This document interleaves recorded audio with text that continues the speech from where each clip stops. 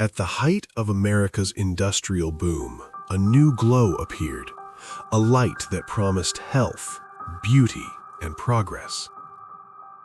It was radium, the so-called miracle element. But behind its alluring shine lay a quiet and deadly cost. This is the story of the Radium Girls, workers from New Jersey who painted watch dials so time could glow in the dark, and paid for it with their lives.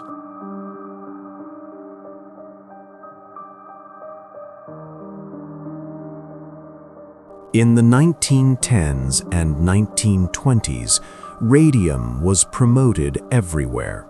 It coated watch dials, was added to cure-all medicines, and infused into cosmetics. Scientists and journalists praised it as a symbol of modernity, a substance of the future.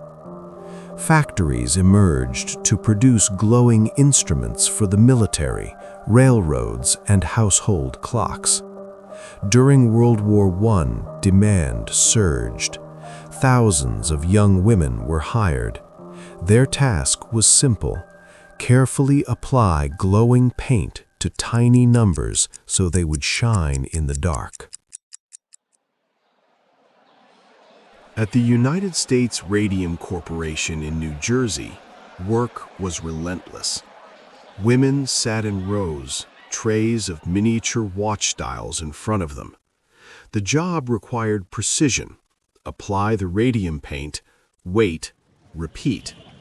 To achieve a fine, sharp brush tip, workers were trained in a technique that would later become infamous: lip pointing. They shaped the brush with their lips. It made the work cleaner, but it also sent radium directly into their mouths, teeth, and lungs. Supervisors insisted it was safe. Company doctors repeated the same assurance. The women believed them and took pride in their work. The pay was good, and the job was considered prestigious. Magazines celebrated radium paint. Manufacturers boasted that their dials glowed all night without recharging. Advertisements showed smiling, healthy women, symbols of a new era. But inside the factory, reality was different. Brushes were constantly licked. Lips and mouths were coated in dust. Hands were covered too. Radium dust settled on skin, clothing, and work tables. Year after year, it entered the body, silently, invisibly, fatally.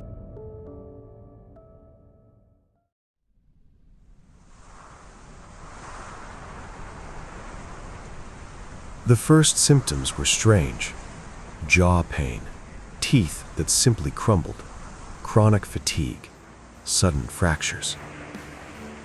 Doctors treated infections, pulled teeth. Management blamed everything else: poor hygiene, heredity, personal issues. But the women grew weaker. Ulcers destroyed their gums. Jawbones literally disintegrated. Those once full of energy began to fade.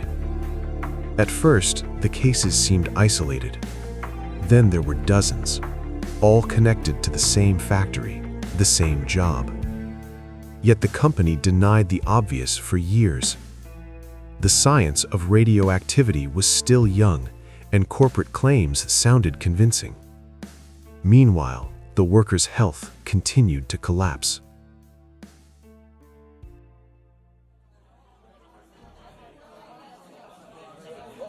By the early 1920s, families of the sick began asking questions. Some former workers suspected the paint itself. Company doctors searched for any alternative explanation, anything but radium. Management feared scandal and consequences, but the women persisted. They sought independent experts, gathered medical records, compared symptoms. Early evidence linking radium to bone destruction was cautious, but increasingly undeniable.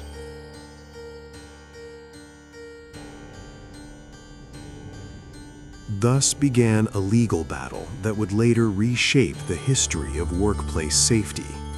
Women filed lawsuits, but many cases were initially dismissed. Corporate lawyers attacked the evidence, discredited testimony, and claimed the connection to radium was unproven. Everything changed when the press took notice. Stories of young women crippled by their work ignited public outrage. People demanded the truth, and the courts began to listen more closely.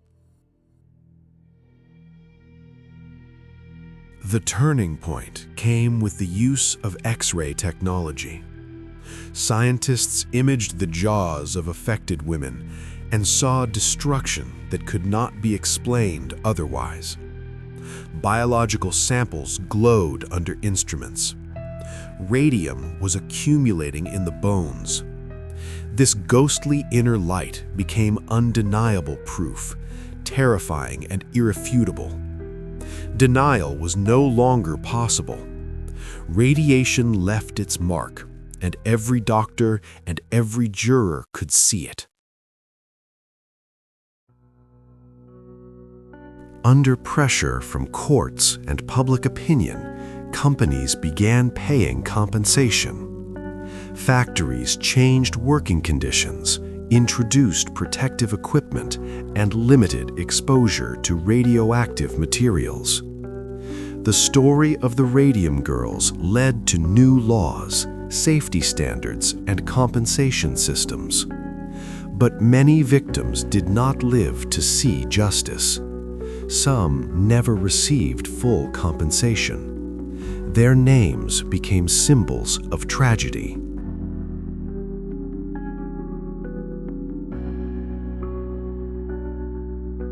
Today, the Radium Girls are recognized as pioneers in the fight for workers' rights. Their story transformed occupational safety in the United States. What began as a symbol of progress became a warning of how dangerous new technology can be without oversight and responsibility. Their sacrifice proved one thing: human life cannot be treated as expendable. This is a story of courage, resistance, and the high price paid for truth. And it is a story we must remember so that it never happens again.